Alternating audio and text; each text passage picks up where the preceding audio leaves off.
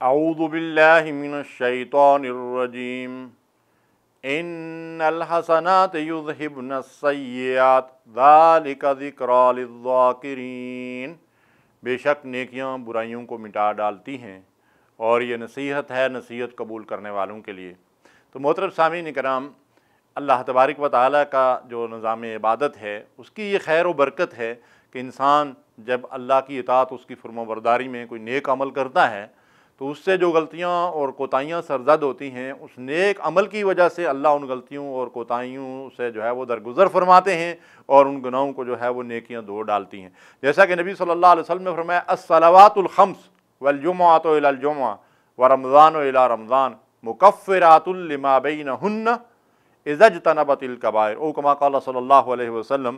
اس حدیث کو امام مسلم اور امام ترمذی نے روایت کیا ہے کہ ہر نماز دوسری نماز کے درمیانی گناہوں کا کفارہ ہے، اور ہر جمعہ دوسرے جمعے تک کے درمیانی گناہوں کا کفارہ ہے، اور ایک رمضان دوسرے رمضان تک کے درمیانی گناہوں کا کفارہ ہے۔ سبحان اللہ! یعنی یہ ایک پورا سرکل گناہوں کی بخشش کا اللہ تبارک و تعالیٰ نے قائم کر دیا ہے۔ 5 نمازیں پڑھنے والا ہر 2 نمازوں کے درمیان جو اس سے صغیرہ گناہ سرزد ہوتے ہیں ان نمازوں کی برکت سے اللہ وہ معاف فرما دیتے ہیں۔ پھر اس سے جو کچھ گناہ بچ جاتے ہیں جمعے کی برکت سے اللہ تبارک و تعالیٰ معاف فرما دیتے ہیں، اور رمضان کا مہینہ سال کے بعد آتا ہے، سارے گناہوں کو دھو ڈالنے کا ذریعہ اللہ تبارک و تعالیٰ بنا دیتے ہیں کہ من صام رمضان ایمانا و احتسابا غفر لہ ما تقدم من ذنبہ، جس نے حالت ایمان میں اجر و ثواب کی نیت سے اللہ کی رضا اور اس کی خوشنودی کے لیے اخلاص کے ساتھ رمضان کے روزے رکھے، اللہ اس کے ساتھ کا سارے گناہوں کو معاف فرما دیتے ہیں۔ تو یہ نیک اعمال جو ہیں گناہوں کی بخشش کا ذریعہ ہیں۔ اسی طرح نبی صلی اللہ علیہ وسلم نے فرمایا کہ ایک عمرہ دوسرے عمرے تک کے درمیانی گناہوں کا کفارہ ہے۔ اور حج کے بارے میں تو ارشاد فرمایا کہ گناہوں کو یوں دھو ڈالتا ہے کہ انسان حج کرنے کے بعد جب واپس لوٹتا ہے تو وہ اس طرح گناہوں سے پاک اور معصوم ہوتا ہے جیسا اس کی ماں نے اس کو جنم دیا تھا اور اس کے ذمے کوئی گناہ نہیں تھا۔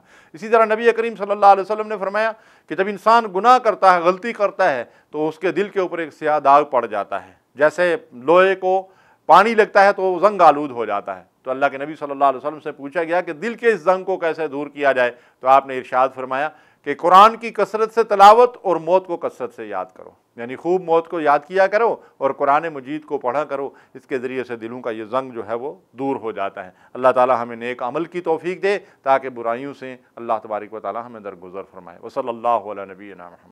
اللہم صلی علی سیدنا محمد وعلی آلہ وصحبہ وسلم۔